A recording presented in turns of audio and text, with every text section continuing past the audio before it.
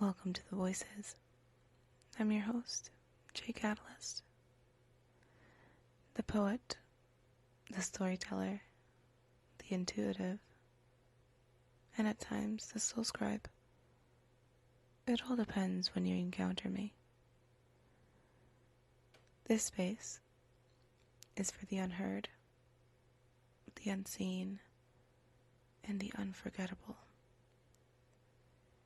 Here, we explore memory, spirit, healing, and the echoes that follow us through lifetimes. Everything spoken in this space is truth in its rawest form. No mask, no filters, just the heart, unguarded. You didn't find this podcast by accident. You were meant to hear this. So take a breath, let go of the noise, and listen to the voices. Hello everyone, this is episode 6, The Awakening from Zombified to Alive, My Turning Point. Before I could even begin to heal, I had to effectively wake up, guys. I didn't wake up gently. I was shaken awake by something unexpected, really. A song. It was November or December of 2023. I was watching the K-drama Marry My Husband on Amazon Prime. Something I started because I had already read the webtoon. During one of the episodes, a song started playing in the background, and it was Jungkook's Hate You. I remember freezing. The emotional depth in that song gripped me in a way that nothing else had in years. It wasn't just a beautiful vocal. It was the feeling with it. The raw, haunted, and honest feeling that came with it. That song became the catalyst that launched everything. It wasn't a gentle push. It was a jolt. And I followed it. I looked up the song. I wanted to know who this voice belonged to. That's when I found Jungkook. Then the music video. Then the realization. He was part of BTS. So I listened more. And more. Now, let's make this perfectly freaking clear, okay? I did not know who BTS was. I think I remember hearing the name once, and that was during that carpool karaoke with, I believe his name is James Corden. It was that one time they did like a little trailer episode of that, and they mentioned something about BTS. I had no idea who the fuck they were. None. I was like, whatever, man. Moving on with my life. 2023 hits. I'm finding out about one of the members singing a beautiful song that ended up leading me down a rabbit hole discovering BTS and all of his members. I ended up listening to nearly every single group project, solo project, and suddenly I was crying. Not because I was sad, but because I was finally feeling again. The music woke something in me that had been dormant, that had been asleep for a very long time. You guys gotta remember that the title of this episode is listed as that for a reason.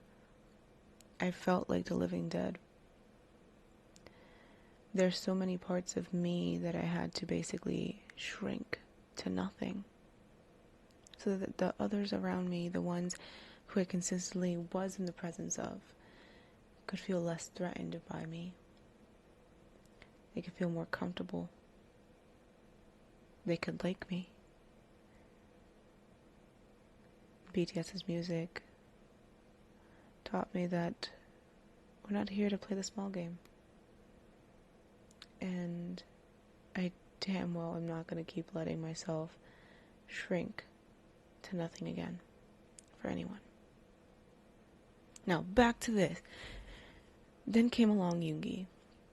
SUGA. His music felt like it was written for me. Songs like Amygdala and SDL hit places I hadn't touched in years. I don't speak fluently Korean. I know bits and pieces. It's not enough. I know. Don't judge me. I'm still trying, okay? But even without the fluency in the language, the music, the way it was delivered, all of it, I understood.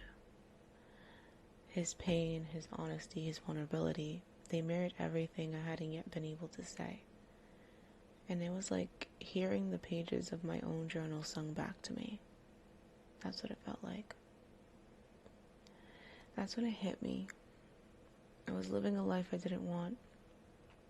I had shrunk myself to survive, to please, to stay safe. I had grown up with toxic messages. Be quiet, be pretty, serve others, don't dream too big. But the music told me something else. It told me I could reclaim my voice, that I deserved more than survival, that I could finally live for me. So I did. I ended the relationship I was in. I started over. I made plans for income. I re-enrolled in school. I started writing again for the first time in almost 15 years. And it all snowballed from that one song. That one moment in time. It was never just about the artist. It was about what the music unlocked in me. Words and music are powerful. A single verse can become your lifeline. A single moment of resonance can change the course of everything. That's why The Voice, podcasts, the book, all those social media accounts I created exist. Because maybe this episode or that poetry work or anything that I've created could be something cataclysmically beautiful for you. They could literally propel you forward in a way that you never thought possible. Give you that confidence you've been looking for. Give you that love within yourself. Or maybe it'll start giving you the steps needed to find yourself again. Who you truly are. I may never get the chance to thank them in person for what they've given me, but I'll spend the rest of my life living fully, authentically, and courageously because they reminded me I was worth it. That is why I'm here, and that is why this exists, okay? So, if you ever see them, let them know. J Catalyst said thank you. Just let them know. Because they literally created this,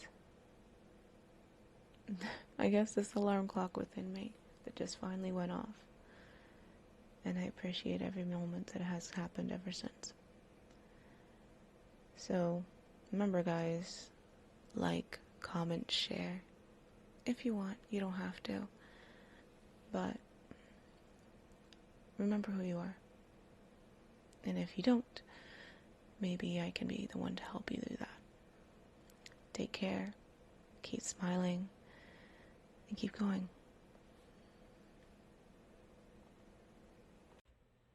Thank you for listening to The Voices by J Catalyst. If this episode spoke to you, feel free to share it or subscribe for more. You can find my social links, book details, and more through the link tree in the episode description. Until next time, take care of yourself and keep going.